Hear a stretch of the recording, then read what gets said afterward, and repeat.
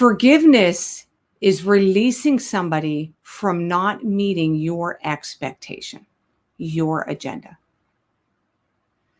I can't forgive somebody because they hurt me. Well, my question's going to be, how did they hurt you?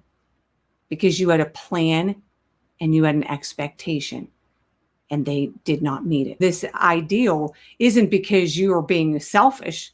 We have ideals as children that when we cry, somebody's going to feed us. When we cry, somebody's going to come and find out if we need a diaper changed. We learn trust and we learn all this stuff at infancy. If I cry and nobody comes to my aid, that sucks as a baby. That is not right. That is abuse. Yes, it's all those things. But in all reality, it's because there's a plan in me. I'm wired for a plan.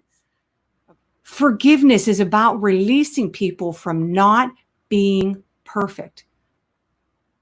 Whether they should have been perfect because we were an infant or they should be perfect now because we said I do in front of a room full of people. Forgiveness is about, I had an idea how this was going to go. So, and some of the ideas as in infancy, it's the way it should have gone. I get that. But I have a plan and somebody failed to meet that plan. I can release you for not being perfect. Because as I release you, I begin to flow water to myself of nourishment and grace for my own forgiveness I need. I begin to be able to be seen vulnerable because I've accepted that perfection doesn't happen. Let's just say, the scripture says, the river of God flows out of our bellies like living water. Look, if it ain't flowing and it ain't bringing the healing, that means it ain't getting in. What's your walls? What's your walls? Are they your agenda? Are they your plan? Are they unforgiveness? What are your walls?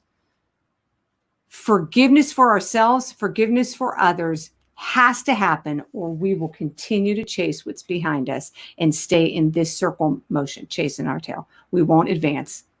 We won't advance. And then we'll be in total conflict because everything about us is wired to advance. Okay? Here's what I want you to do. Just take a second. Think about that person that you're thinking, no, screw that, Teri. I'm not going to forgive that person. Okay? And imagine that you're a boat, okay? And you're docked. You're swaying and you could hear the water gushing and your boat's hitting the sides. And okay, the boat is wired to be out in the vastness of the water. It could handle that. That's where it's supposed to be. But temporarily, it gets docked. We're wired to be out in pastures. We're wired to have water flowing. We're wired to do great things, but temporarily we get docked.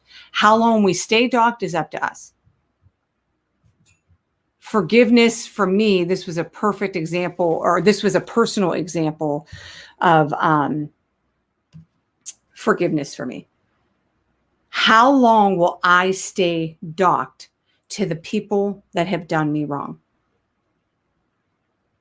Because I can be free and they never have to change. If the person who did you wrong is the boat dock, they can rot there. They can rot the same exact way they are. They can never change. But I can undock myself from them and I can go out for everything that's mine for the taking. I can go out and experience freedom and the refreshment of the water.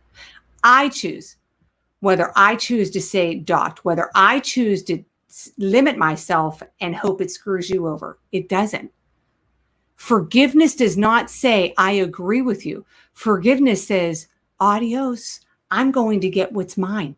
I'm going to undock myself. I'm not going to stay here hoping you change so that I can experience happiness.